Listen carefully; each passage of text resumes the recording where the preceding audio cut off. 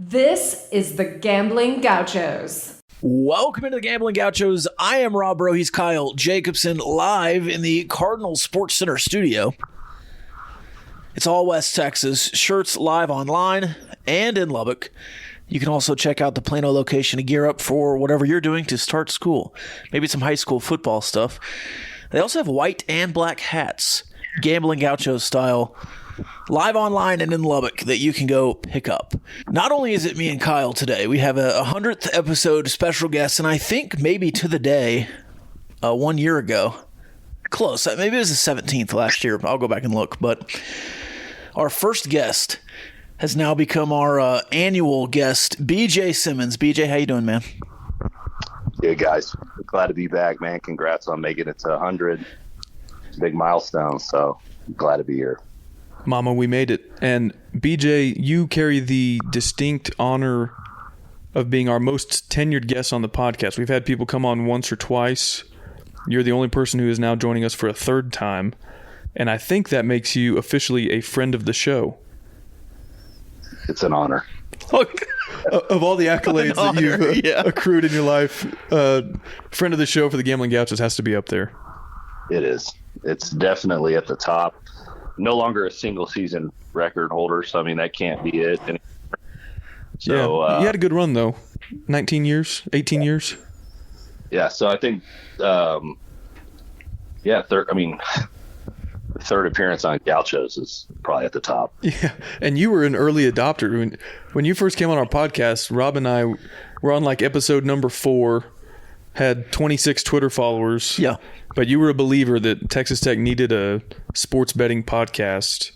And so here we are 1 year later. Yeah, and I was a believer in you guys. I mean, honestly, let's be honest. So appreciate that. You guys deserve a lot of credit for that, putting out great content. And, obviously, gambling is, it's a big deal. It's a big business these days. A lot of people, enjoy that aspect of sports. So it was a great fit. Absolutely. I can't wait for that to be more of a Texas thing. I know it'll probably be last, but it's just going to be that much better when it's like legitimate and it's not like for entertainment purposes, you can do this if you want to. Yeah, you just mean when it's legal because right. Right. Yeah. When I have to stop using Zelle. Yeah. Bovada.lv. All right, Kyle, what do you want to do first? I guess we should explain what we're doing. We've invited BJ on to do some futures picks. We're going to go through the college football season with some conference championships, some Heismans, some over-unders on the season totals for Big 12 teams, similar to what we did last year with BJ. So let's do it again. Kyle, take us into our first segment. I say we start at the 30,000-foot level, and then we'll kind of drill down to more Big 12, Texas Tech-specific stuff as we go. Is that cool with you? Yeah, let's do it. All right, let's start. We kind of talked about this before we started recording. College football playoff. We're in year 9 of the college football playoff, and 6 different teams basically have ever made it to the playoff. More than that, but and unfortunately, it doesn't seem like there's a new contender in the mix this season. So, having said all that. That being said, That being said, these are the least sexiest picks. There's no intrigue here. I've got Alabama plus 177 to win it all, Ohio State plus 300, and Georgia plus 400. And I'm not even picking a fourth team to make it because somebody else is going to make it, but whoever it is isn't going to have a chance at one of those 3 teams. So I'm just going to play a few different units across the board so that if one of those 3 teams wins, it's a guaranteed profit. Because I really don't see a fourth team having a possibility. All right, BJ, what say you? Yeah, it's not like that difficult here when you play who's going to make the college football playoff. Kyle alluded to it. We talked about it before. In the history, there's only been 6 teams. And when you look at this year, the teams that were there last year, right? I mean, they've got returners, C.J. Stroud coming back at Ohio State, Bryce Young leading Bama, Bennett at Georgia. So I think you're going to have those three, and take your pick on a fourth. Could it be a Pac-12 team? Probably not. I think a likely school would be like a second Big Ten team, like maybe a Michigan if they go 11-1 and lose to Ohio State, something like that. But they were pretty safe, and I'm in agreement on those three with Kyle. Plus 5,000 on Michigan if you want to take a shot there. No, that would be my one. That would be like, maybe one to, an outlier to take a chance on to actually try to win some money on one that's not, one of your plus 300, plus 400s. The only fourth one, and again, this is not sexy at all, but the only fourth one with kind of longer odds that I might be intrigued by is Clemson at 10-1 or plus 1,000, because they've got a pretty easy path compared to some of the others. There's some decent teams in the ACC, but they're pretty head and shoulders above them. So the fact that they'll at least probably have a seat at the table at the end of the year, 10-1, that's a little bit enticing. 100%. But beyond that, I mean, like the next shortest odds, so the fifth shortest total is USC at about 21-1. And I think that's just bait. People hoping that Lincoln Riley can go in there and run the Pac-12 immediately. And he's got a good quarterback. He's a good coach. I just don't know if that. And then beyond that, like A&M plus 2,500, OU plus 4,200. I don't think it's worth it to go any further down the list than that. If I was betting on to win, I would go Alabama or Ohio State. But to make the playoff, I might sprinkle a little on Utah to win the Pac-12 and be undefeated through the Pac-12. USC, I think, is attractive, but Utah is like plus 5,000, plus 6,000. 6,000. I mean, that might be it to make the playoff. And then, like, if you're looking at a Big 12 team, it'd be Baylor or Oklahoma State, right? And you get 15, 10,000. If you wanted to value to sprinkle in there. Yeah. I mean, OU has pretty long odds for being a Power 5 conference favorite. Again, if you're just looking at the path, could they make it at 12-1? Probably. So maybe it's worth sprinkling a little bit on that. But I really I think once you get down to the end, it's going to be one of those three teams: Alabama, Ohio State, Georgia, maybe Clemson, but I don't feel good enough about that to put any money there. So I'm just sticking with the chalk at the top there. Yeah, 100% agree. If you're going to throw down real money, I'm not a believer in Utah. I don't know. I don't see them. Maybe they win the Pac-12. I don't see them coming out of there like 12-0 and making the playoff. I'm not a legit believer in them. Rob, I think you're taking some risk if you're putting money only on Alabama and Ohio State, because Georgia's the defending national champion, and I don't know. I think that they're a legit chance to repeat. So. Has anyone repeated? What's that? Has anyone repeated? You think Clemson and Alabama trade? I don't think anybody's gone back-to-back yet. I don't think they have in the playoff format. Yeah, I don't know. But the thing about Alabama and Georgia is they pretty much almost have to go through each other. And so if that SEC championship game is 12-0 versus 11-1, and the one-loss team loses that game, then they may not even have a spot in the playoff once you get to two losses. So I can kind of see that. I'm with you, BJ, because I think one or the other is definitely going to be there, and if they're there, it's going to have a good shot to win it. But I could also see one of them knocking the other one out on Conference Championship Saturday.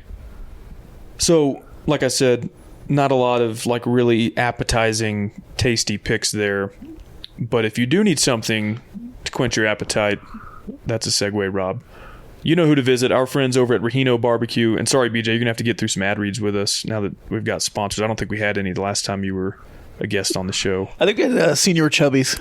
Yeah, we were doing back in the day. Free ads for Senior Chubbies. Free ads for Senior Chubbies, yeah. We were giving away spa gift cards. Oh, yeah. Yeah, we did. Because we did the bowl pick, and we had Upland South Day Spa. Yeah. But Rahino Barbecue, for those of you who are coming to Lubbock for the first time in a while for football season, the food truck will probably be in Lubbock on game days, I would imagine, especially week 1 against Murray State. I think there's pretty good odds there. Got a really good feeling if I were a betting man.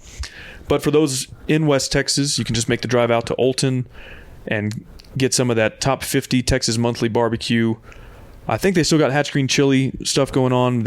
Every week they've got brisket nachos, Texas Philly, great stuff out at Rahino Barbecue. So check out our friends over there. And you can order in advance at RahinoBBQ.com. Also follow them on social media at RahinoBBQ. Okay, next up, let's talk Heisman Trophy. This is one every year. It seems like the favorites almost never win it. And some guy that like nobody's ever heard of kind of comes out of nowhere. Like, I wonder what Devontae Smith's odds were preseason the year he won it, because it's rare for wide receivers to win it. Guys like that.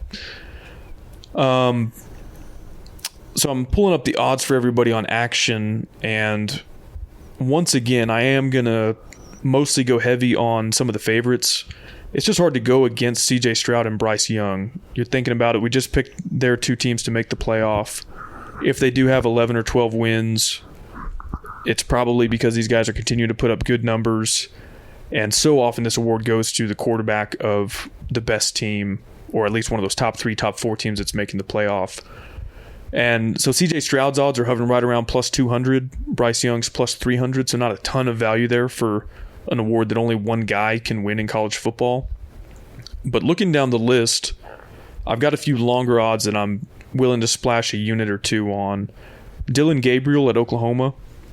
I just think Jeff Lebby's offense coming over from Ole Miss. Matt Corral had the numbers. They didn't win enough for him to be a real Heisman contender last season.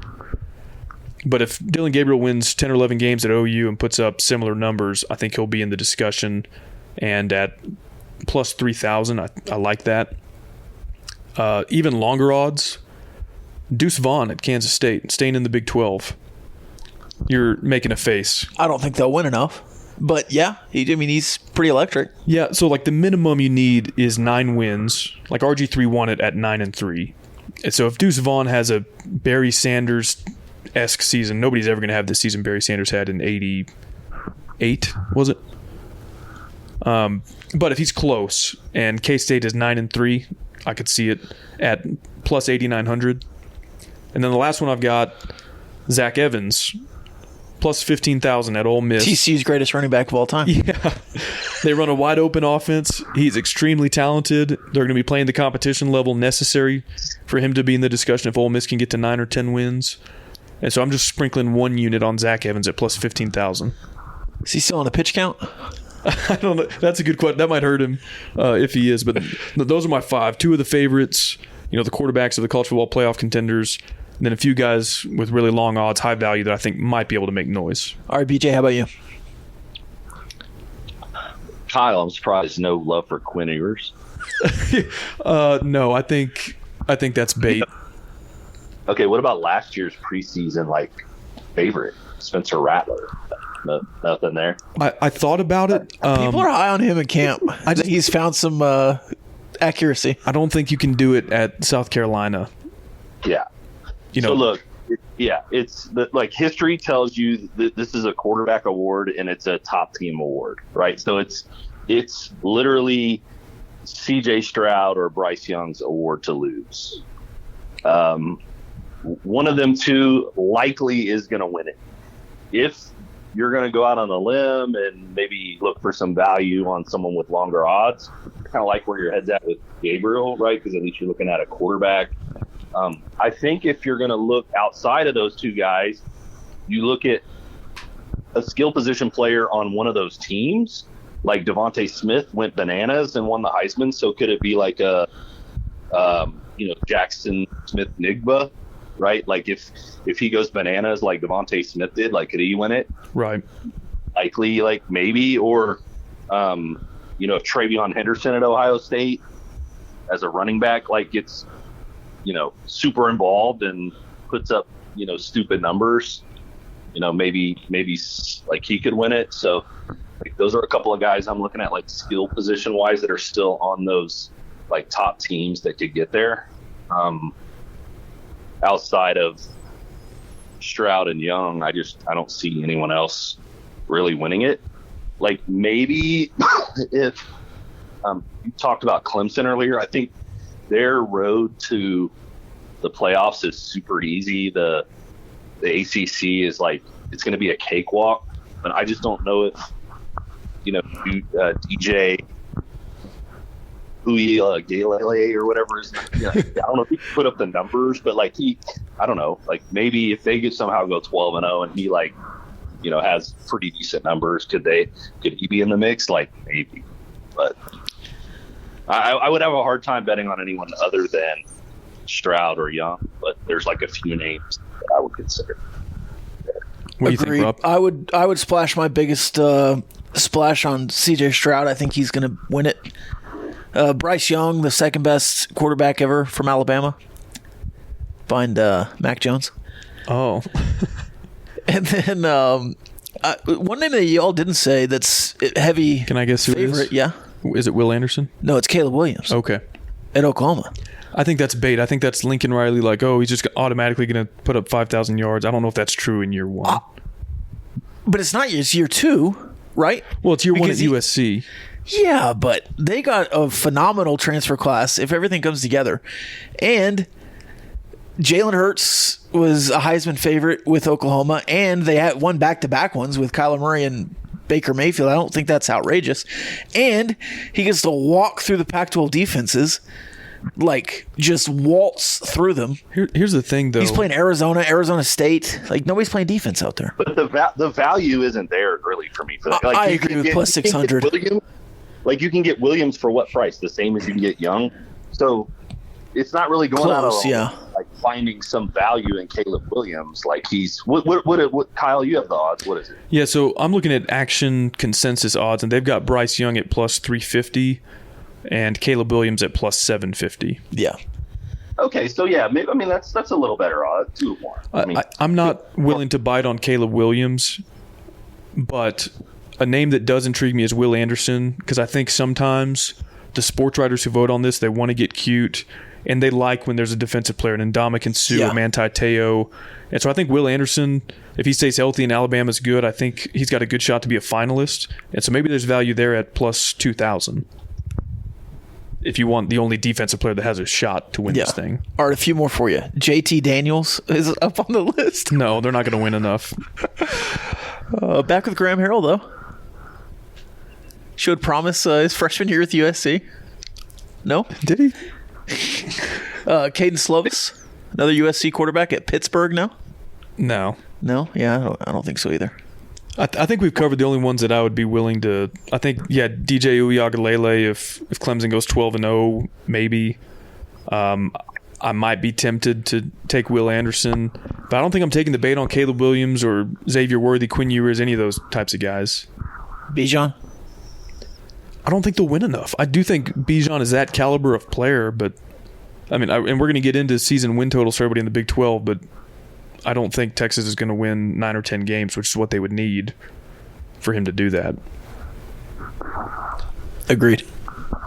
What do you think about a defensive player like Will Anderson, BJ? Is that enticing at all to you? I don't.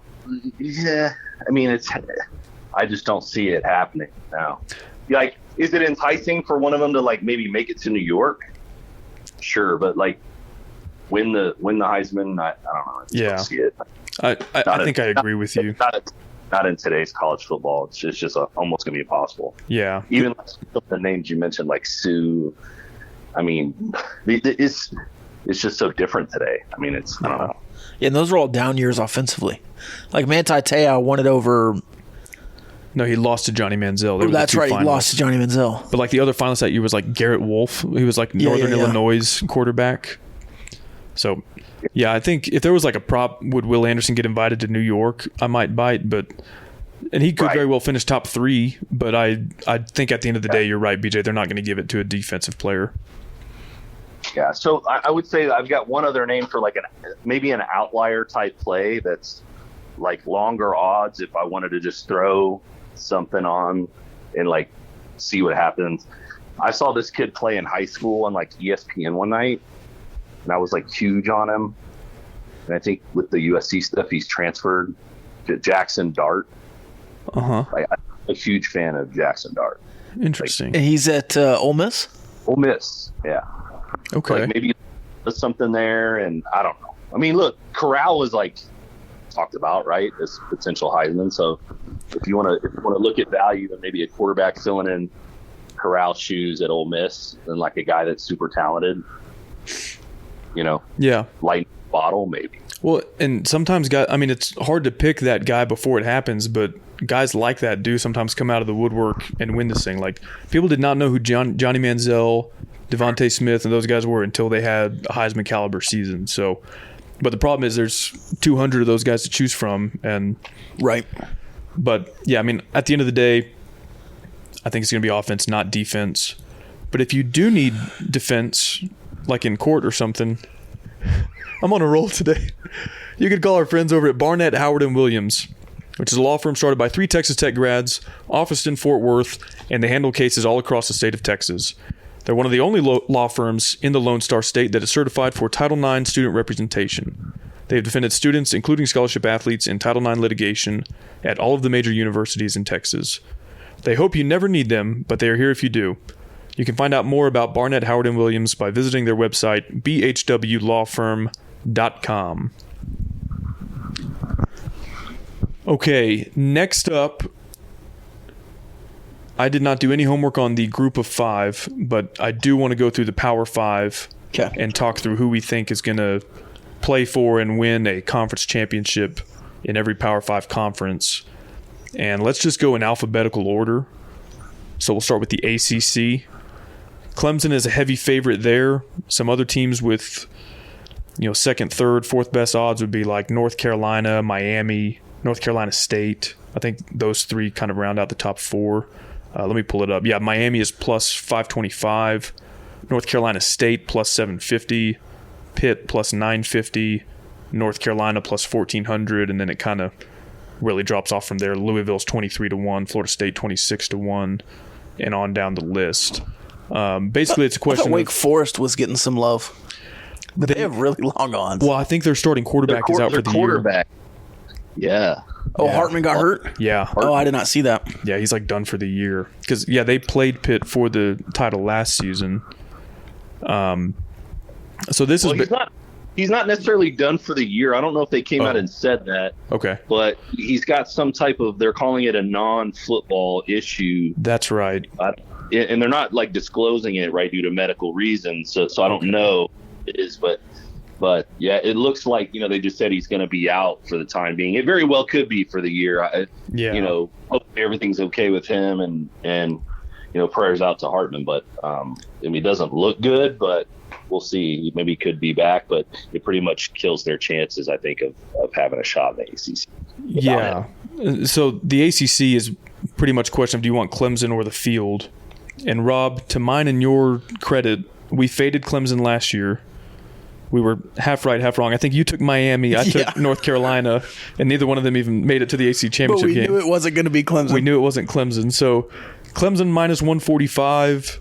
Are y'all sticking with the Tigers, or do y'all want the field and trying to get some value? I'm taking Clemson. I'm throwing money on Clemson and feeling pretty good about that. If there's one team I would take to throw a unit on, it would be NC State outside of Clemson. But I'm rolling with Clemson. And then, probably 2 units or something, and then a half a unit or something on NC State as a pick that would be an outlier. I think that's smart. The question is, can Cristobal make an impact in year 1 like he did in Oregon? And I told myself I was going to come and only pick value picks. But I think I'll do that in the rest of the conferences because I'm pretty strong on Clemson bouncing back, even without Venables. I'm with you, and for being the odds-on favorite, there's still decent value with Clemson. It's not like you have to lay down 2 or 3 units to get one back. They're minus 145, and so I feel really good. I mean, they have the most talent, the best coaching in the conference. I feel pretty good about laying several units down there, and then you can hedge in the final. Assuming they're going to be the favorite against whoever they play from the other division. So I'm sticking with Clemson on that one. I know that's not a sexy pick, but I've got maybe a couple for the rest of the conferences that might be a little bit sexier. Yeah, me too. Okay, so we're all pretty much in agreement. Clemson there. Let's go to the Big Ten. Okay. As I was doing a little bit of homework on this, one, I was a little bit surprised just how heavy of a favorite Ohio State is in the East Division. And I'm not sure there's a division with more parity than the Big Ten West on the other side. I look at the Big Ten West, 7 teams out there, and I think 4 or 5 of them have a shot. Now, to win the division, not to win over Ohio State. So my strategy here, I took Ohio State at minus 230. Not a lot of value there at all, but I just don't see how they don't, at the very least, make it to the Big Ten championship game. And as I was looking at the Big Ten West, Wisconsin is the shortest odds to win the conference from the West Division. Trying to pull these up. I've got Nebraska as the second shortest odds in the West at plus 350. Okay, yes. So Wisconsin's shortest odds in the West, but 3 of the top 4 teams in the Big Ten hail from the East. That's Ohio State at minus 230, Michigan plus 700, Penn State at plus 1,500. But you look at Wisconsin's schedule, it's brutal. From the East, I'd have to look again, but they play 2 of the 3, Ohio State, Michigan, and Penn State, and they're both on the road. And so even if they beat up on the West, they're going to be handed 2 L's from the East Division. It leaves them a very thin margin for error in the West. So I don't think Wisconsin's going to win the West. And so I thought, okay, maybe Iowa, maybe Minnesota, maybe Purdue. And again, the schedules are brutal. And I was left with kind of one of those, I was like, I don't know who else to pick. I'm taking the Nebraska Cornhuskers, who haven't had a winning season since God knows when.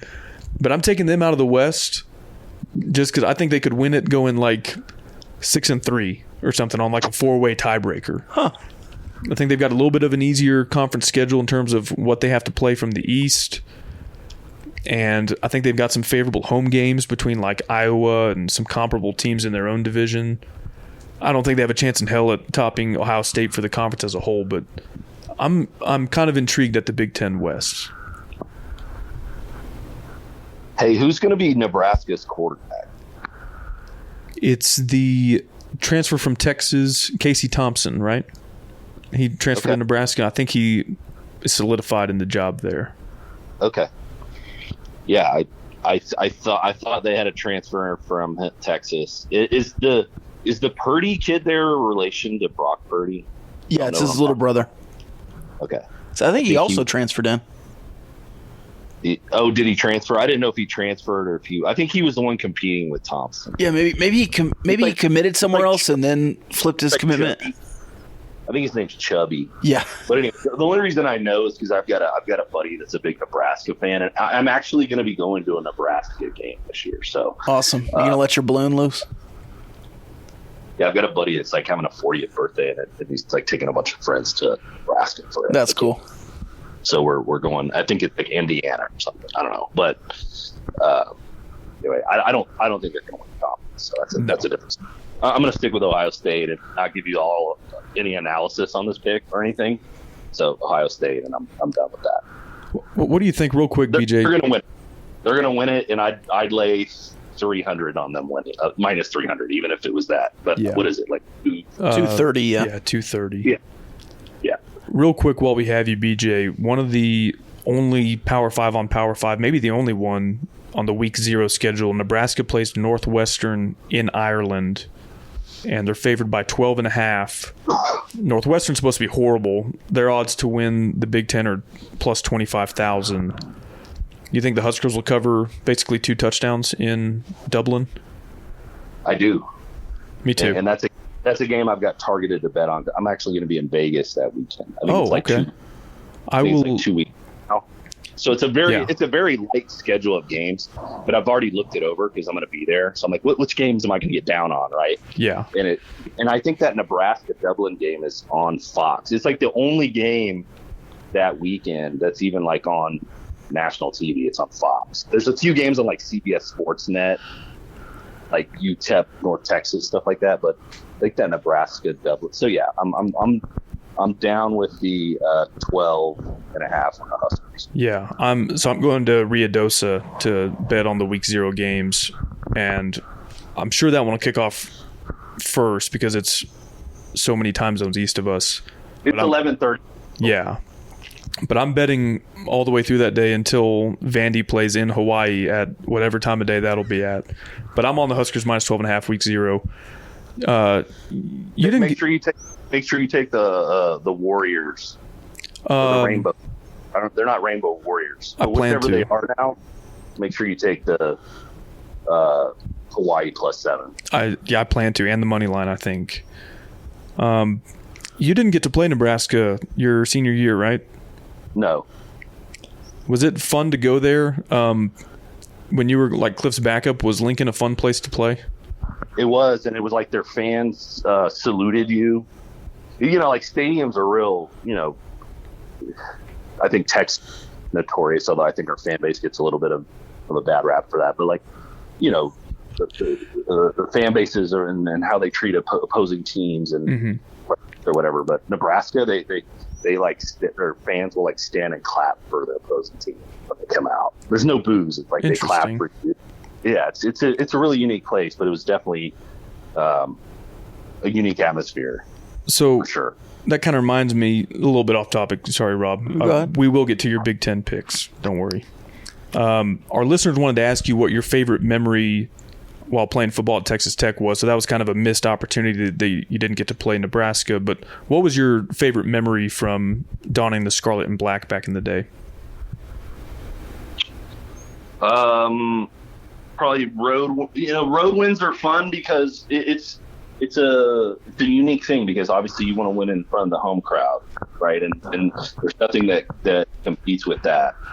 But there's also something about going into another team's stadium and like silencing their crowd and having their fans be like disturbed. Right. So it would be kind of a toss up between demolishing the Ags at home and then winning at Ole Miss over Eli and the Reds. So good answers. Kind of two memories. Hey, I would say that would be top. And quick follow up: that A&M game was an absurd. It was like an 8:30 kickoff, right? I think it was like 9 actually. Was there like a weather delay, or was that just the time it was scheduled for? It was like a TV thing. I think it was just they needed a late game for like Fox late night, and like I don't know if there was just trash Pac-12 stuff going on or what, but yeah, like so, I think it was just for TV purposes. They had us slotted for like 9 p.m. Yeah, that's awesome. And you threw 8 touchdowns that game? Did, yes. Jeez. In 3 quarters. I don't even know if I've ever in 3 quarters. 3 quarters on a torn ACL. I don't know if I've ever. No. Was that before? Yeah, that was before. Oh, my bad. I was trying to give you credit there, man. You should have just rolled with it. Factual. Let's keep it factual. Okay, fair enough. That was 2 weeks. I think that was like 2 weeks later. Okay. All right, Rob. Back to the Big Ten. All right, I said I was going to not pick favorites, but I'm also going to take Ohio State here. I'll take 3 longer odds coming up, but Michigan would be my only pause in the Big Ten that I would take Michigan, but I don't think they'll do it twice. Right. I think a big part of that was the game was in Ann Arbor last year. Yeah. And I don't see Ohio State slipping up in Columbus. And they sent on some of their bigger names to the draft. Right. So. Okay. The Big 12. Do we want to do this last, or do we want to stick to alphabetical here? Oh, we can do it now because I don't think any of us are going to take Texas Tech. Well, I don't know. BJ might. Don't be a Pink Raider, Rob. I thought you were going for the high value picks. That would be very high value. Yes, it would be. Okay, the Big 12, kind of broken into some pretty distinguishable tiers here. At the top, OU plus 200, Texas plus 250. The next pairing, Oklahoma State and Baylor, are both plus 550. And then beyond that, TCU, K-State, Iowa State are 14-1, 15-1, 18-1 respectively. And then you get into the really high value, West Virginia, Texas Tech, Kansas. So they're all kind of value plays because nobody is, negative money to win it. Right. I do not believe the hype Texas at 250. I think that's bait. I'm also among the next tiers in terms of, so I think Oklahoma will play for the Big 12 title. They've got to play somebody. I don't think it's going to be Texas. So that means it's likely to be Oklahoma State or Baylor. Of those two, I'm a lot higher on Baylor. And so with the odds being the way they are, I'm putting, basically for every 2 units I put on OU, I'll put 1 on Baylor to win the whole thing. I really think both of them will be there at the end. If not, certainly one or the other will be. And I'll have a shot to win some money. So that's how I'm playing the Big 12. Kind of playing 2 different teams there. But 2 units on OU, 1 on Baylor. I know I've been going second, but just full disclosure, we haven't discussed these picks, so I don't know where y'all are going to go. And Right. Rob, I don't want to steal your thunder, so I'm going to let you go. Okay. Lots of people have discussed a dark horse team in Kansas State. I think all their talent is at positions of need for a successful Big 12 team: pass rush, running back, receiver. So I would take Kansas State as the big value at plus 1,200.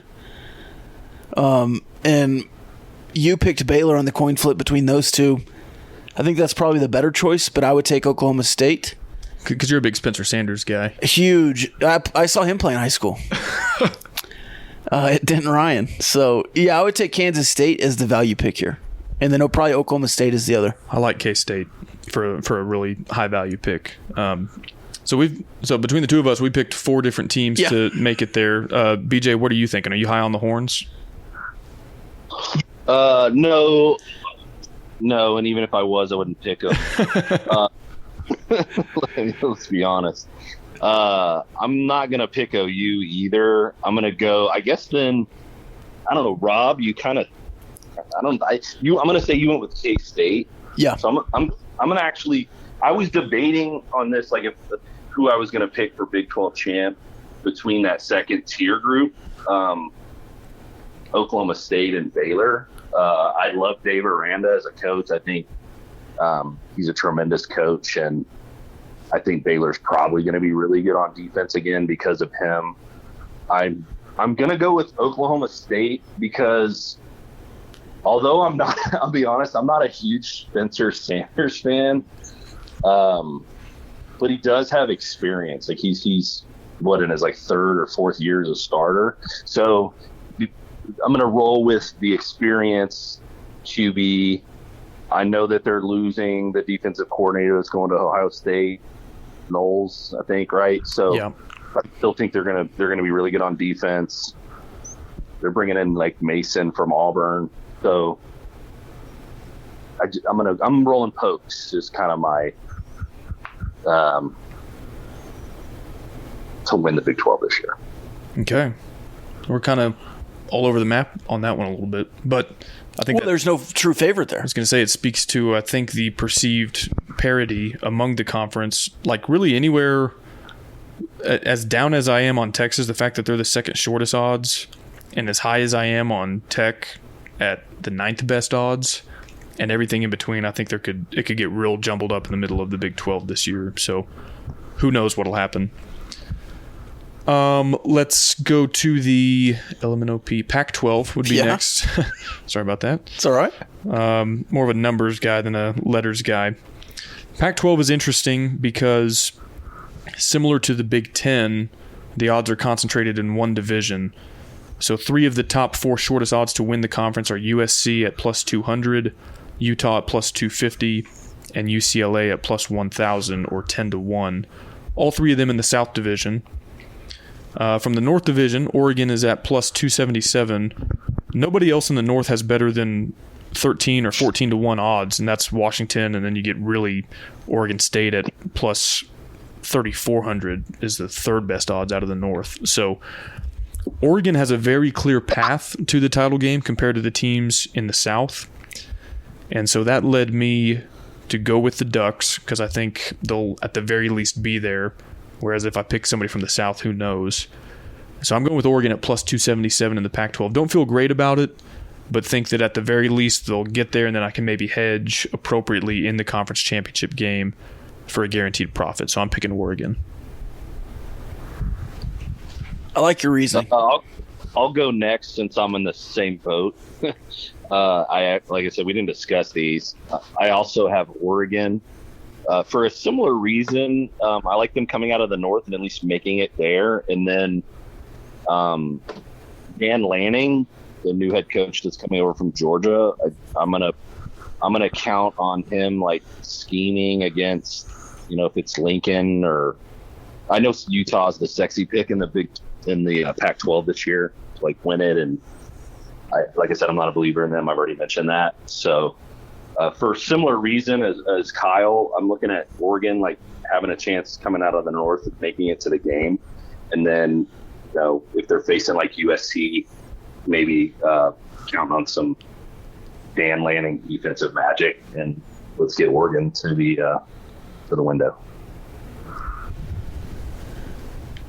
I like Utah. I like Cam Rising. After the offseason we've had with those fans, I would never pick Utah to win anything. Screw them and their Rose Bowl. And since you both picked Oregon, I'll take USC and just lay another favorite. Lincoln Riley, I think, is going to dominate the Pac-12 for his 2 seasons there and then go flounder in the Big Ten. So, is anybody here intrigued by UCLA at 10-1? No. Yes.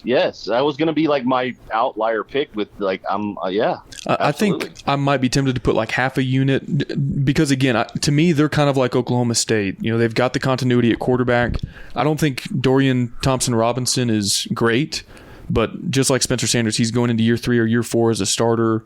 If Utah and USC kind of beat up on each other, UCLA might be in a position where they just have to win one of those 2 games.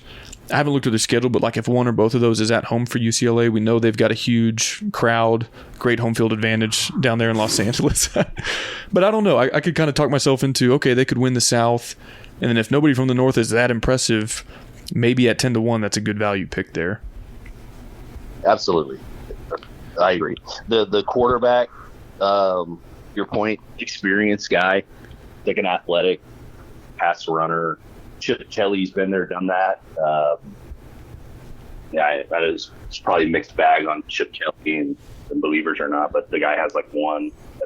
Yeah, and I think they have sort of gradually increased. I don't know if he's going into year 3, year 4. But they were 8-4 last year. I mean, they weren't bad. Yeah, they beat LSU, who kind of had a down year, but I think they've turned a corner a little bit because they were pretty awful when Chip Kelly first took over. So yeah, so they could be trending up. That could be a good value pick for sure. Yeah. Okay, last of the Power 5 conference is the SEC, and I'm copy and pasting the exact same logic from the Pac-12. So 3 of the top 4 shortest odds in the SEC hail from the West Division. That would be Alabama, A&M, and Ole Miss. And so I am taking Georgia, hailing from the East, at plus 155. Again, the logic being they've got incredibly great odds of at least making it to the championship game, where if they're playing an 11-1 or 12-0 Alabama, Texas A&M, Ole Miss, whoever it is, have to think it'd be even odds, or Georgia might even be a slight favorite if it's not Alabama, and then you can hedge and get plus money on whoever wins the West. So I'm taking Georgia plus 155 in the SEC. Go ahead, Rob. I do not believe in Georgia repeating. Frauds. I said that earlier. They're frauds. Lost Dan Lanning, which Kirby Smart's the mastermind, I understand, but you also lose a lot of that defensive front and the front 7 and secondary. I mean, just a massive amount of talent. Now, Alabama has been able to go back year in and year out, but Georgia has not proven that. Stetson Bennett is back, yes, but was he a difference maker? No. So I don't know that really matters. Alabama's going to win this division, but I'm not going to pick Alabama here. I'm going to give you 2 teams. All right, you ready? Are you going to do what I think you're going to do? No, I'm not going to do that. Is it Jimbo season? No. Okay. I'm going to take Florida out of the East. Billy Napier in year 1. Plus 6,000. Okay. Big fan of Anthony Richardson. I think he's a solid quarterback.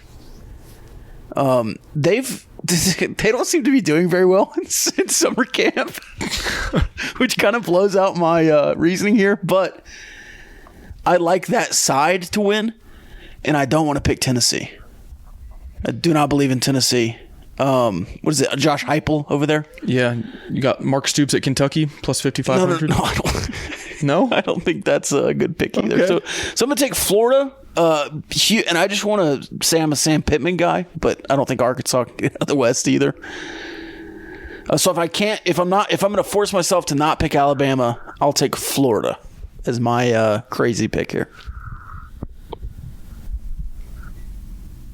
I actually like your Gators against your Utah Cam Rising team.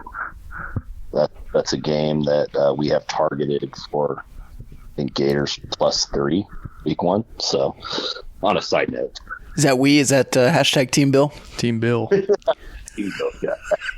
Hashtag. Gators week 1 against Cam Rising and your Utah Utes. So, I think that this year is Alabama's year with Bryce Young is a stud. I know he lost like Jameson Williams, Mechie. I'm not really sure what the receiving core looks like, but I'm a believer that Alabama just like plugs and plays and repeats. To your point, I'm not sure about Georgia, although they are the defending team. So I think you have to give them respect in that regard. So it's going to be Alabama Georgia again, and I'm just gonna say it's going to be Alabama this year because I like Bryce Young. I like Stetson. I'm surprised nobody wanted a piece of Eli Drinkwitz and the Missouri Tigers at +40,000. Hey, you reap jackass, you sow jackass, Eli. Well, we alluded to this earlier. Spencer Sanders and his Heisman odds. If you're looking for like super value, South Carolina, they're in the easier division, plus 15,000. Do we want Rattler and Shane Beamer? They won a bowl game last year. I do like Shane Beamer to punch up a little bit, but not every week. Plus 15,000? Enough for you to put like a quarter of a unit down on that? No? I'd rather double up on Arkansas and put a half unit. Okay. The same payout. All right. Or Ole Miss. Are you a Lane Kiffin guy, BJ? What'd you say? Are you a Lane Kiffin guy? Do you like Lane Kiffin? I like Lane. Yeah, I like Lane. Me too. I'm a Lane fan. I think in the SEC, so like, yeah, Georgia won the title, and everyone remembers that because that was the last game. But Alabama beat them in the SEC championship game. Right. So I just think that, it could be something where it's like roles reversed or whatever this year. So, but Bama's going to win it this year. So this is pretty meta, but I'm going to go into it. Part of the reason why I wanted to do a sports gambling podcast with you, Rob, is because I felt like there was a disconnect between casual fans who never looked at any analytics, any sports betting lines, and they were like shocked when Tech would lose a game that they were a 10-point underdog in. Right. And I'm like, no, you had like a 20% chance of winning that game according to all the odds. And so I had friends that were in like a group text last year that, Alabama beat them pretty good in the SEC championship game, and they were like, they're going to roll them again in the national title game. And I was like, guys, I think Georgia might actually be favored by, 1-2 points. And Georgia was favored by, I think, 3 or 3.5. Yeah, 3.5, I think. And they were shocked at that, and they were like, I'll bet you any amount of money Alabama wins. I was like, okay, let's do it then. And, of course, Georgia wound up beating them by a pretty good margin in the national title game. And so I only say that because I think some people don't follow us or listen to our podcast because I don't gamble, so it's not for me. But you can learn a lot just about like probability and expectations. And no, like Vegas isn't always right, and underdogs win sometimes and all that good stuff. But to me, it helps kind of like frame expectations going into a season. Like, okay, is Joey going to go 9-3 in year one? Well, the season total is 5.5. So if he does, that's a tremendous achievement. And so anyway, a little bit of a soapbox there, but I think people would be wise, even if you don't want to gamble a single penny, make yourself aware of what the lines are, what the odds are, and I think it will kind of help set some expectations more appropriately than people who just don't pay attention at all. Can I give you a Sun Belt champion? Oh, yes, and I want to give you one too. Oh, who do you have? Let's say it on 3. All right, 1, 2, 3. Georgia Marshall. State. Henry Columbia, dude. Plus 480. Oh, gosh. Marshall, the Marshall Thundering Herd.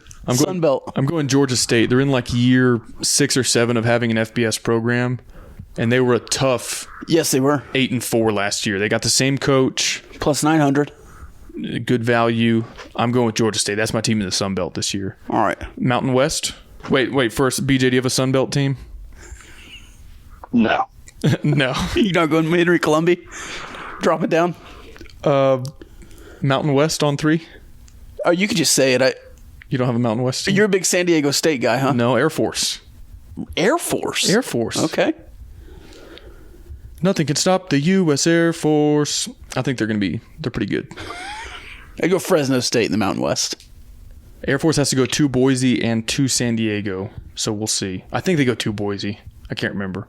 There's some good football in the Mountain West, though. San Diego State is good with Brady Hoke. Air Force is good. Boise State is good.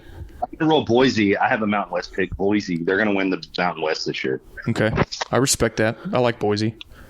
I kind of want to tune in year-round. I need a team in the Mountain West if I'm going to watch, and I want to watch Air Force's option attack. They've been pretty good.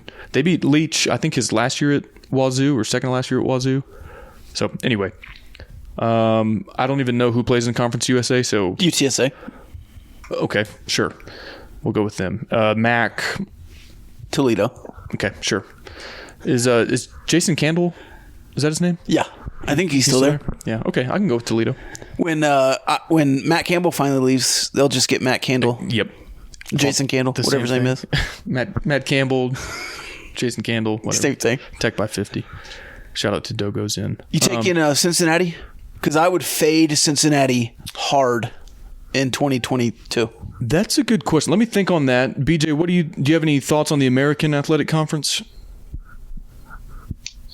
I'm rolling with the Cougs. Whose house? Yeah. Why is that? Just because you like Dana? Future Big 12 Cougars. That's it, just because they're the Cougs. Cougs house. Well, he's in Houston. He's got some bias there. He's a homer. Yeah. You admit to being a U of H homer? I mean, I'm born and raised in Houston, and I support the local team. So yeah, I'm okay. Yeah, except for when they're playing. I think got a lot of friends that went to U of H. It's yeah. It's I'm rolling with the Cougs. I think I might like Cincinnati to repeat, or UCF, another future Big 12 member. I think UCF might have a good squad this year. Yeah, Houston the favorites, and I would probably get down on Houston. I would fade Cincinnati. Plus 200 is Houston. They retain Belk. I think this will be their last year with Belk. And I don't know, they're paying that guy, so he might stick around, but... Is Brandon Jones still there? Stuff, yeah. Okay. I think I would get down on Houston. They don't have to beat Texas Tech to win the AAC. Yeah, I can root for Houston after the Tech game, maybe. I think they also play... But Cincinnati lost Desmond Ridder and like 9 other guys to the draft. I just do not believe that they'll rebound quickly. I love Luke Fickell, but... Yeah, I'm a believer in Fickell. I think Houston also plays Kansas and UTSA to round out their non-con. So kind of some noteworthy games if you're following the Cougars this season. Hey, if you're a Tech fan, you really should prefer UTSA get off to a hot start because they play Texas and Houston. Yeah. Unless you kind of want to play teams that have won early. But even just watching to get familiar with your future opponents if you wanted to follow UTSA. Hey, Cole, you had a teammate here in Lubbock. BJ. You ruined your setup. Oh, God. Freudian slip. BJ, you had a teammate here in Lubbock named Cole Roberts. You remember him? Yeah, C-Rob. Yeah, so like one of the best tight ends to come through Tech. Yeah. Shallow Water's finest. Shallow Water, yeah. Do you know what he's up to nowadays?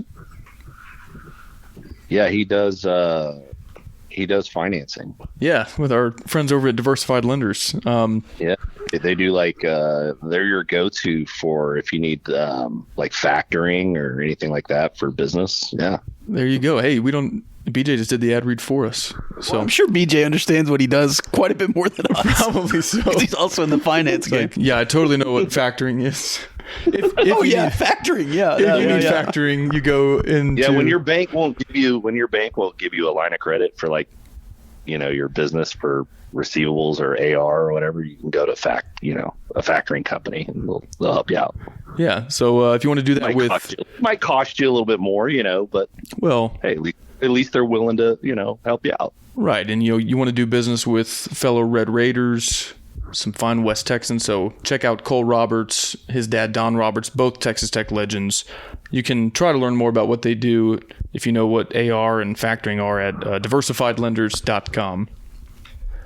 I want as many listeners as possible on the podcast. I'm kind of glad that I know Cole doesn't listen to us because he'd probably be like, you guys suck at the ad reads for diversified lenders. But we're doing the best we can here. Just got to drive track to the website. Yeah, diversifiedlenders.com. Okay, I think the one I'm most looking forward to in terms of season futures, Big 12 regular season win totals for all 10 teams. So this is entire season, not just conference play. Again, we'll go in alphabetical order. And first up would be Baylor. Their season total is set at 7.5, and the consensus odds on action, the over is minus 162, and the under is plus the under is plus 125. So more value on the under there.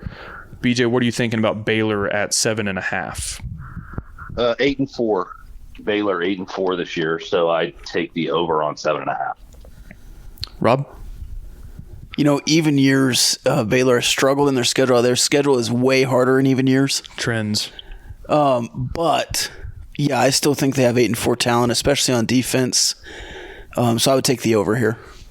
I like teams that get tested early in the season, and they go to Provo. I think it's a disservice to teams if they don't get a test like that till week 4, week 5, and they don't learn something important about themselves until, early October or something like that.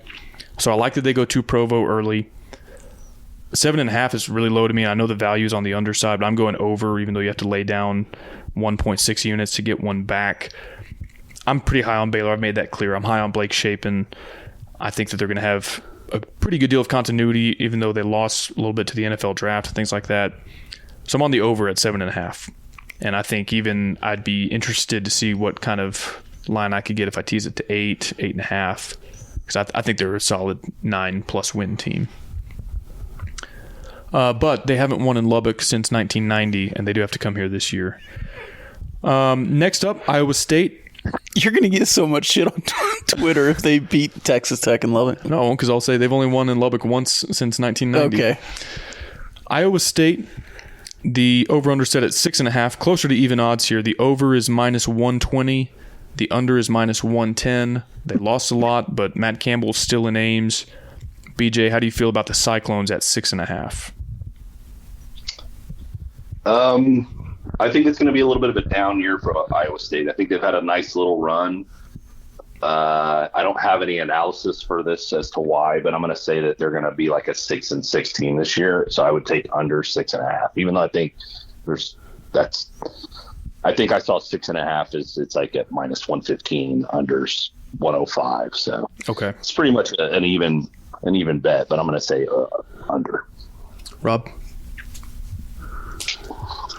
So their New Year's Six Bowl was a fraud game. They're in 2020. They've never been more together than last year, and they went 7-5. They have 7 key players to replace, including the best safety they've ever had, one of the best linebackers they've ever had, the best quarterback that they've ever had, the best running back that they've ever had, the best tight ends they've ever had. So, yeah, I would go under 6.5.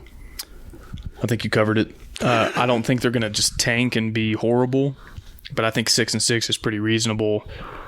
Their schedule lends itself to winning some games. They play Iowa at Iowa in the non-con, so that'll be a little bit tougher than if they were to get that in Ames. I haven't really looked at their conference schedule as far as who they've got home and away, but I think you hit the nail on the head. It's a lot to replace. I'm going under. So we're not being very antagonistic or deliberative here. We're all on the over for Baylor 7.5, all on the under for Iowa State 6.5. Maybe the Kansas Jayhawks, the consensus worst team in the conference, will shake things up a little bit. Their win total is 2.5, and the action consensus lines have the over at minus 145 and the under at plus 118. BJ, what do you think about the Jayhawks at 2.5? I have no idea. That's fair. Same. I don't even know who they play. So if they're gonna win over 2.5, I'm gonna assume they're playing like FBS teams in non-con. Their non-con includes Tennessee Tech and Duke, and then Houston is the Houston, third. Yeah. So I could see them like winning one Big 12 game, maybe against West Virginia. That's it. So if I had to lay minus 145, that's too much juice. So I'm saying under 2-10 Jayhawks. So I agree with you in part because of the non-con. I mean, they get one of their peers in terms of Power 5. They get Duke, who's not good, but it is a Power 5 game. They get Houston.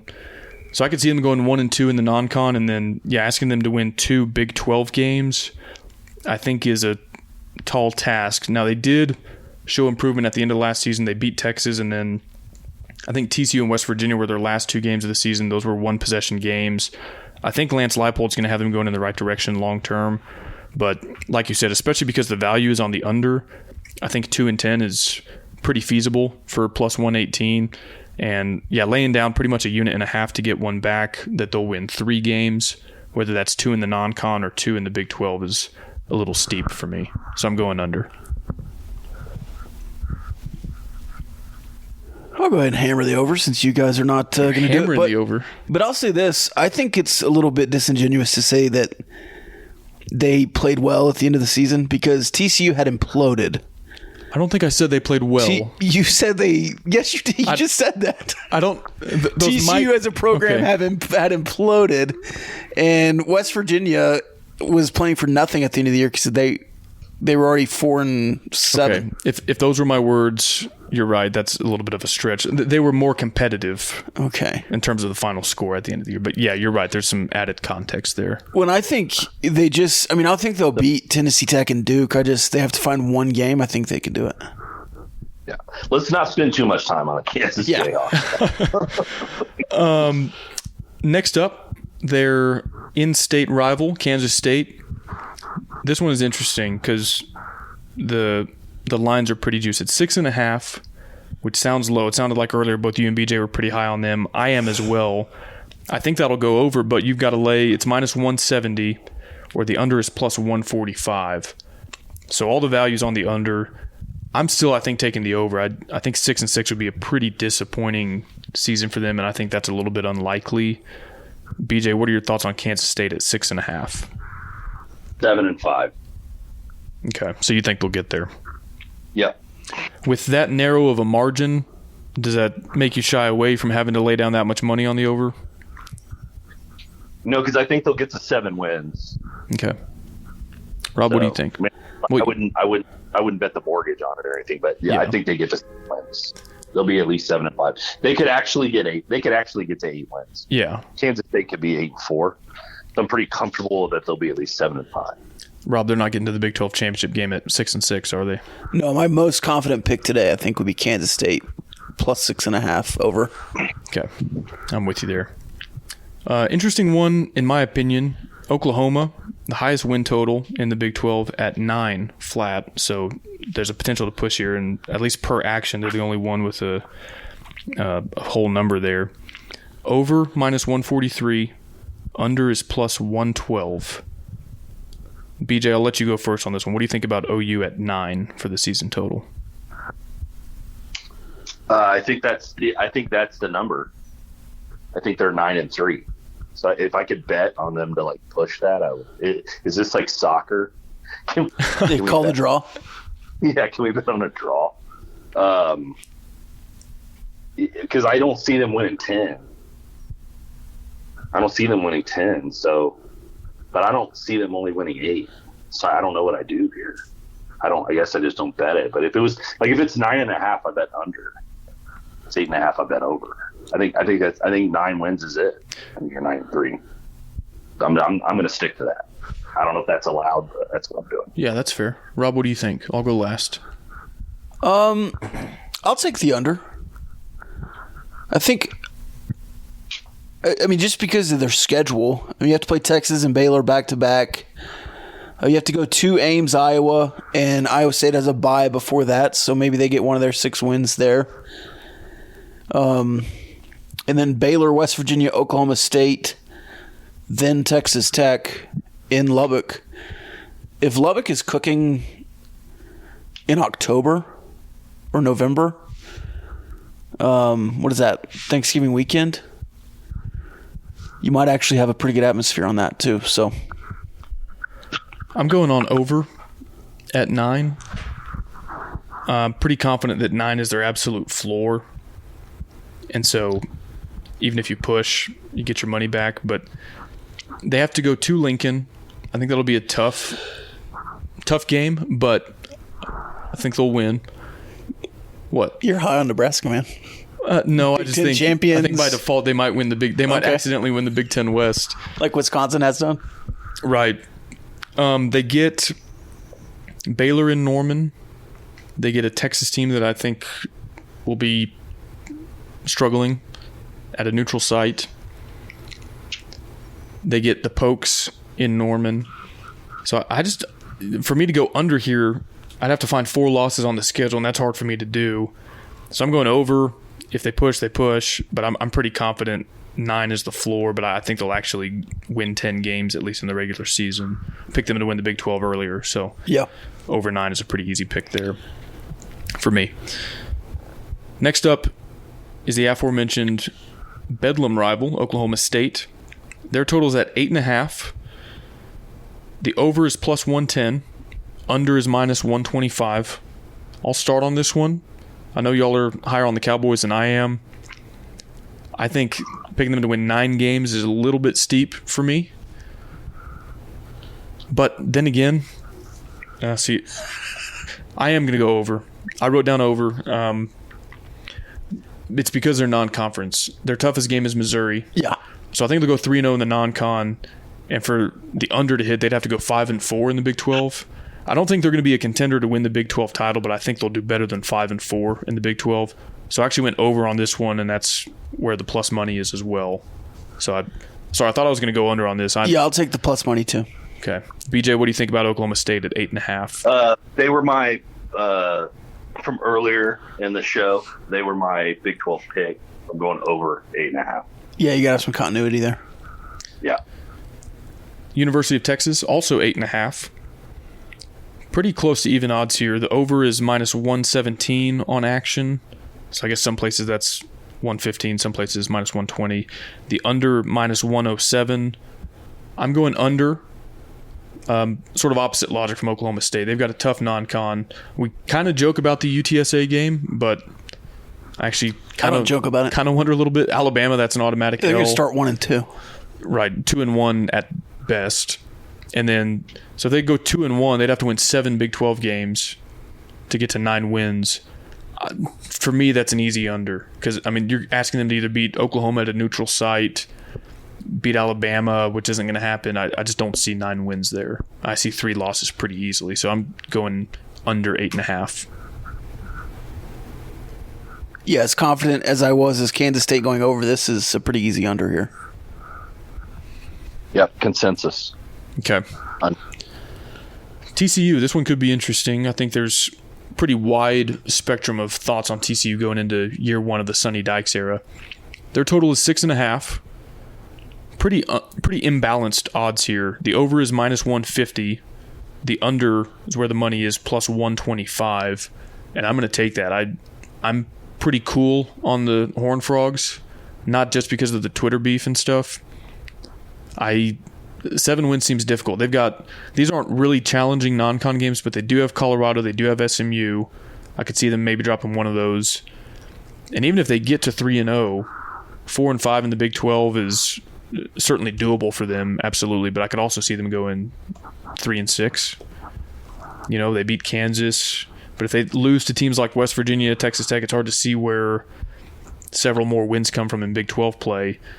Especially because the money's there, plus 125. I'm going under on TCU at 6.5. What do you think, Rob? Yeah, under. I don't know that they'll beat Colorado in Boulder to start the season. Then they have a bye in week 3. So they have to play SMU and their entire Big 12 schedule without a bye. That's not good. So, yeah, I'll take I'll fade TCU. Sorry, Sonny. BJ? This is actually one of the hardest ones for me.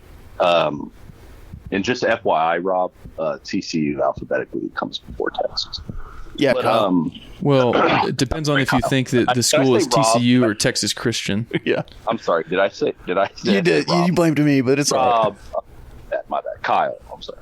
But yeah, so this one is actually really hard for me. I think finding 7 wins is challenging. Although I do think they beat. I do think they start 3-0.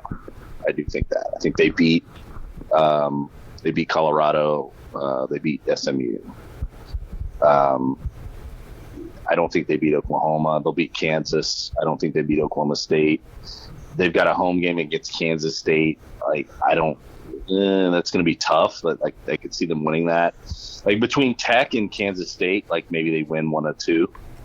Right. But then they go at Texas and at Baylor. So I don't know. It's hard for me. I'm gonna say 7-5, but it's not a confident pick for me. I'm gonna say over. I want to ask you about everything that went down this summer with TCU and the cactus emoji and their AD not letting our fans into the stadium, but our listeners wanted your thoughts on that. But before I do, I want to give a shout out to one more sponsor, our friends over at Code Ninjas. Summer camps are over, right? It's almost football season. We're turning the calendar to fall.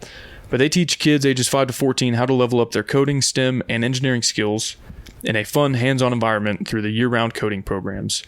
Offering flexible afternoon and weekend hours, kids visit their center each week to learn coding, logic, and problem-solving skills while creating video games and meeting new friends. Kids start out as a white belt and move through 9 different belt levels all the way to black belt, where they will design and create their very own app or game. Coding will be one of the most valuable skills for today's kids to thrive in the future, so schedule a tour and free first session at codeninjas.com. Now, BJ, obviously on Twitter, things kind of popped off with Texas Tech fans and cactus emoji and everybody kind of ratioing TCU's athletic director on not selling single game tickets to the Tech versus TCU game. We, of course, have the fans' perspective on that, but as a former player who's kind of maybe more in the thick of it, and I know NIL wasn't during your time, at least not officially, formally. What? It's a lot of accusations there. Oh, you're saying guys never got any kind of fringe benefits before? Oh, I'm just saying you're kind of alluding that BJ Simmons No, I didn't say BJ did. Right. I just said during his time it wasn't officially codified. Right. I would never accuse BJ of impropriety. But, BJ, what did you think about, I guess, first, their athletic director not selling single-game tickets and Texas Tech Twitter's response to that, and then I think it was only a week later, the thread on the NIL and the Matador Club and the cactus emoji and all that stuff. Yeah, so the first off, let me say this. I know Sonny, right? I played for Sonny. I have a lot of respect for Sonny. I like Sonny a lot. I wouldn't say we're friends. I mean, I would consider him a friend, right? And I like him, and I wish him well. I hope he does well there. Right. Obviously, cowardly move by the AD to not sell the single game tickets, but we know why, right? We have a huge following in DFW. Tech has a massive fan base in DFW. So half the stadium or more would be red and black, potentially, right? If single game tickets go on sale. Right. So, like, do I fault him? I don't know. Like, is he doing what's best for his program? Maybe. Now, the other deal, I tend to consider the source, right? So I think it was just a dude that popped off, right? He's a clown, let's be honest. And he, like, the thing that I don't respect is, so he's hating on another school from a recruiting perspective, right? This guy's the director of recruiting, right, at TCU. I think he's the director of recruiting. Right. Right. So it's his job to oversee recruiting players to come to TCU.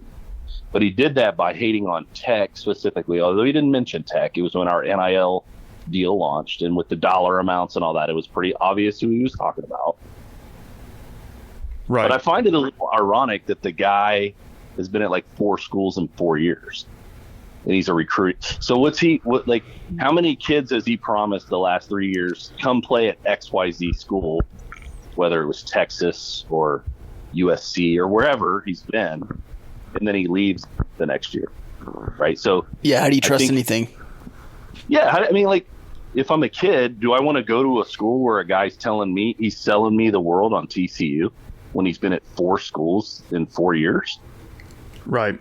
And probably, if we're being real, didn't choose to be at TCU. It sounds like his previous employers kind of moved off of him, and it was like, I need a paycheck, which is not a great recruiting pitch. Like, hey, I came here because I needed income, not like I chose here to be over 20 other schools that also offered me a job.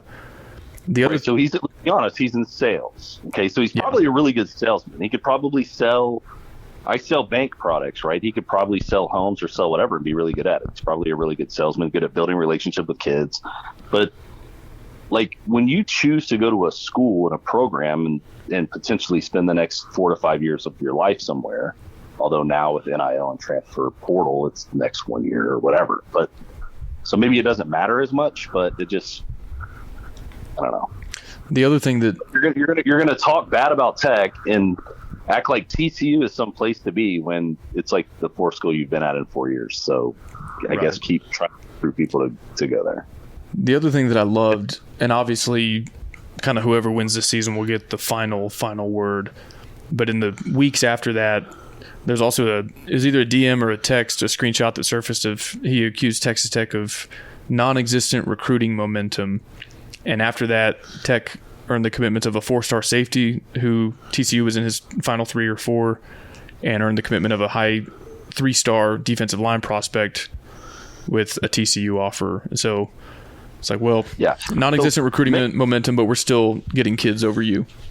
Yeah, make no mistake, Joey McGuire and company are killing it in recruiting. Oh, yeah. So when someone is starting to talk about you, it's because they're noticing what you're doing and they're scared. Yeah, and I'm sure TCU liked the previous arrangement where Gary Patterson got them a top 25 class while Matt Wells was 72 or whatever. I'm sure they liked that, but that's obviously not the case anymore. So, right, but the cracks on the desert and all that, I mean, that's uncalled for. And it's immaturity. And it's just not knowing, right, anything about our school, our fan base, and it's stupid. I mean, it could backfire because they recruit kids from Tascosa and from Midland and Permian and all these places. So, like, if those guys kind of take offense, they have Lubbock kids on their roster, right? And Dykes has a high school and college degree from Lubbock. Yeah. So anyway, okay, let's finish off the Big 12, and I'm pushing back on the claim that Texas Christian is ahead of Texas in the alphabet, but we don't have to debate that. Let's see. Let me pull my notes back up here. Okay, Texas. You do West Virginia or Texas Tech? Let's save Texas Tech. We'll save Texas Tech for the finale, so we'll continue going out of order here. West Virginia. Rob is a huge Neil Brown fan. No, 5.5 is their number. The over is -130. Under plus 110. Under hammer. Yeah, they have a tough non-con. 2 Power 5 opponents, both on the road. Yeah, they'll lose both of them. Very real shot that they would need 5 Big 12 wins to hit the over on their season total, which is kind of a tall ask. Yeah, nobody's picking West Virginia to go over. I put under 2. Head coach Neil Brown is the worst coach in the Big 12. I'm spoiling things a little bit for our last one, if people have been keeping track, but I've got 5 overs and 5 unders, which I'm proud of. Some years I do this, I'm like, okay, 8 teams can't go over. Well, you got to have some combinations there. That's why I picked Oklahoma and Oklahoma State opposite. Yeah. Okay, last one, the grand finale. Drum roll, please. Da-da-da-da-da-da-da. Texas Tech, a disrespectful as heck 5.5. Yeah. I might have tipped my hand there as far as where I'm going. The over is -106, under -115 according to Action. Tease me up to 7.5, and give me plus 250 whatever I get. I am all over 5.5. Are you with me? I think it's consensus, but go ahead, Rob. So you're going over, BJ? Yeah, obviously. Obviously. Listen, you got to go to NC State, right? Top 15 team. You get to go to NC State. Listen, okay, Joey, you got to play Houston. Very good team. I know. You've not won more than half your Big 12 games since 2009. New era. I just don't want to set myself up for a huge disappointment here. History says, the past decade says, to take the under here at 5.5. I'll also go over because I think they'll be a bowl team, but it's a tough schedule. But I would say this is Texas Tech's easier schedule of the two Big 12 because you get Oklahoma and Texas at home. And you get Baylor and Lubbock, which they've not won since, 1990? 1990. 32 years. I think that's a pretty good streak. I mean, I would go over. I just don't think it's like as confident as you are, Kyle. BJ, tell him why he should be more confident. Well, no, I think I disagree with you. I think it's the easier of the schedules, the 2 years, because you get Baylor, Texas, and Oklahoma all at home. Right. Houston is going to be a tough game, but Kyle talked about this at the beginning of the show. He saw us demolish them in a neutral last year. I get it. It's, they've got a lot of guys coming back and people are really high on them, but we play them at home. I give us the advantage there. So looking at the schedule, we've got 2 tough road games at Kansas State and at Oklahoma State. I'm not gonna lie. Those are gonna be 2 tough games. Could we somehow win one of the 2? I'm not gonna say we couldn't. West Virginia at home, I think, is a win. Baylor, Oklahoma, Texas, all 3 at home. You only have to win one of those games to get the 6 wins, I think. Yeah, and I think a lot of people. One of the games, 6 wins. You're beating Kansas. I may even say concede Iowa State and Ames, Iowa, just because we never win there. I mean, I think Patrick Mahomes had his. Yeah. We lost by 50 with Patrick Mahomes. Yeah. And you have to go in November. It's one thing to go to Ames in September. It's another. I'm gonna almost concede that one. TCU is on the road, but is it? So, yeah, I think it's 6 wins. You can, yeah, I think over. That is an all-time quote. TCU is on the road, but is it? Here's another note that I'll make. A lot of people have made a big deal about this schedule, and it is tough. The non-con schedule is tough, and then you don't really get a lot of relief your first 3 Big 12 games. Texas, and then on the road, Stillwater, Manhattan. But I view that as an opportunity because, if you win any one of those 3 road games in Raleigh, Manhattan, or Stillwater, and or in combination with beating Texas at home, I think you get some momentum, some confidence. Then you get the bye week, and then you get a lot of teams that we perceive to be kind of in the bottom half of the Big 12 after the bye. So if you can get to 3-3, or God forbid, don't let us get hot 4-2 before the bye week, and then you get West Virginia, TCU, Kansas, I could see you stacking up some wins. And obviously I'm high on this team and think we're going to go way past 5.5, but I think 6 is extremely doable, especially if you can get some early confidence before the bye week.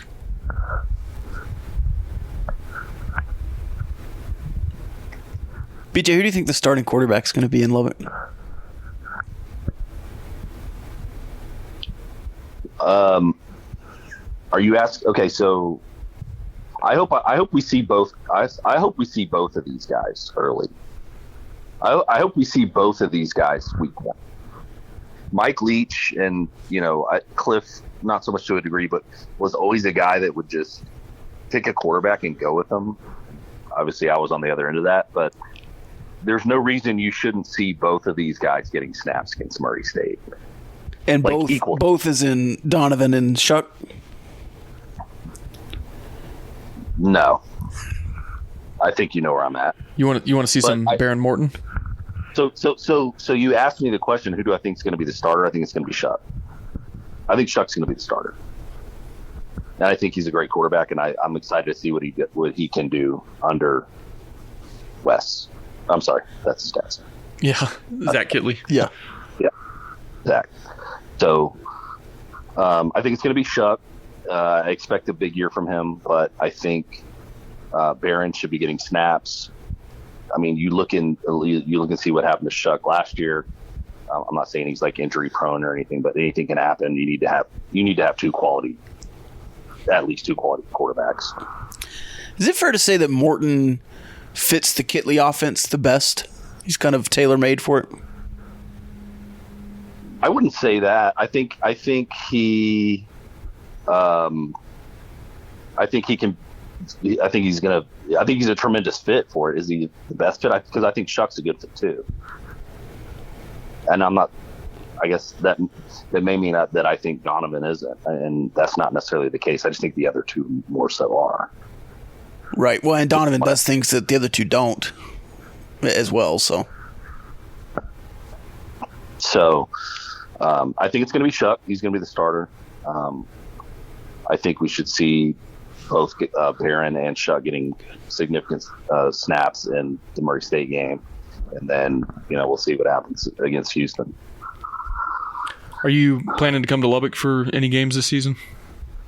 Yes, but I don't have anything confirmed yet. But yes, one if not two. Okay, we've got some.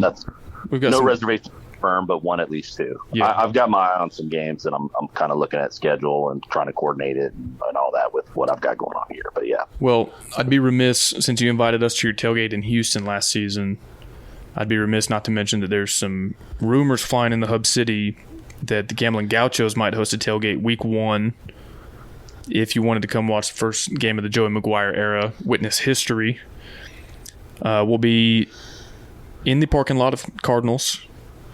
We'll be doing a live Twitter Spaces. We'll have Rahino serving up barbecue, and I think Barnett, Howard, and Williams is going to sponsor some libations, perhaps. So if you wanted to come to Lubbock week 1, you're more than welcome at the Gauchos tailgate, as is the rest of our listeners and that followers. sounds like a strong rumor. That sounds like a plan. I think these sources are solid, Rob. Okay. I believe in them. I wouldn't be comfortable reporting this if I didn't trust these sources. All right, good. So anyway, up to you, BJ, if you want to. Yeah, that sounds like a tremendous time. Gambling Gauchos tailgate sounds epic. I can assure you I won't be there for the week 1, but if y'all happen to have such a successful event that it's happened again week 2, that could be an option. I think I'm all options are on the table. Yeah, I'm looking at that Houston game. I've got that circled of maybe trying to come up for that one. You gonna wear your Houston shirt or? Are you wearing your Clayton Tune jersey for that one? Clayton Tune jersey? No, I'm just kidding, BJ. If the tailgate is a success, then maybe we'll just make it like a weekly thing. Who knows? BJ, thank you for joining us, man. Like I said, you're our first 3-time guest on the Gamblin Gauchos, and I think we ought to make this an annual tradition. We do the preseason picks, we do the bowl picks, if you're free. And seriously, I mentioned this before the show. I can't remember if I mentioned this when we were recording, but back when Rob and I had 6 followers on Twitter, and they were basically our parents and siblings, you were like, yeah, we'll come on your podcast, and had a good time. So thanks for being an early adopter of the Gamblin Gauchos, and it's been fun having you on the podcast several times. Absolutely. Fun as always. Looking forward to it, and then looking forward to doing another one sometime here when we do some game picks. Sounds good. Yep. Well, have a good one. We'll be following along, and hopefully we'll catch you in Lubbock for a game or 2 this season. Appreciate it, fellas. Thanks. All right. See you later. All right, any final thoughts there, Kyle? No, I meant what I said. I think it's really cool that BJ Simmons was even like kind of gassing us up the first time he came on. I don't know if you remember, but he was like, "Hey, this is cool to be on the Gamblin Gauchos." And it's like we're like 3 episodes in, we're nobody. Yeah. And but that's kind of always been his thing. He likes sports gambling and likes making picks and everything. So I don't know if you remember, before we even were like teasing that we might start a podcast together, we talked to BJ on Twitter. Mm-hmm. And people were texting us like, "Are y'all starting a podcast with BJ Simmons?" Yeah, like he was a potential 3rd co-host early. I mean, hey, if he does 3 episodes a year, because we're basically 1 year into recording shows. Right. We started the Twitter a little bit before that, but if you do 3 podcasts a year, you're basically the 3rd co-host. We need to start sending him a check. Yeah, well, we'll see if his old teammate wants to up those sponsorship checks, and we'll cut BJ in on the deal. Yeah, there you go. But yeah, I mean, it's kind of surreal, like being a kid. And I remember like, well, who's going to be the quarterback now that Cliff Kingsbury isn't there? And, being, I don't know what I was, 9 or 10 years old when BJ took over, and then like talking to him now 20 years later. And, he was telling us before we started recording, his sons are playing flag football. And yeah, it's always pretty surreal. It's kind of crazy, like go from being a little kid watching a guy and then recording a podcast with him, just making picks and talking about the upcoming season. From being in the grass watching A&M. Yeah. Probably well past your bedtime. Yeah. So yeah, appreciate BJ Simmons coming on, and appreciate all of you for listening, whether you tune in way back when we interviewed BJ the first time, or if this is your first time listening. We've had a blast doing this podcast over 99 episodes, 100 episodes. This is episode 100, part 1. Okay. Yeah, I knew it was something like that. I think it's technically 99, but we'll call it episode 100, part 1. Yeah. So seriously, thank you for tuning in and following on Twitter or Instagram, however you interact with us. And hey, this is prime time. I mean, we had pretty much no following during football season last year, and it kind of picked up during basketball and off season. Football is, the main one that people want to pay attention to. So excited to have hopefully some new listeners and followers this season, and excited to go through it together. It should be a fun ride. It always is, Kyle. Glad you're my co-pilot. You as well. Or am I your co-pilot? I'm your co-pilot. Well, I don't know about you're the radio guy. Oh, well, you're the Twitter guy. Anybody can be a Twitter guy. That's true.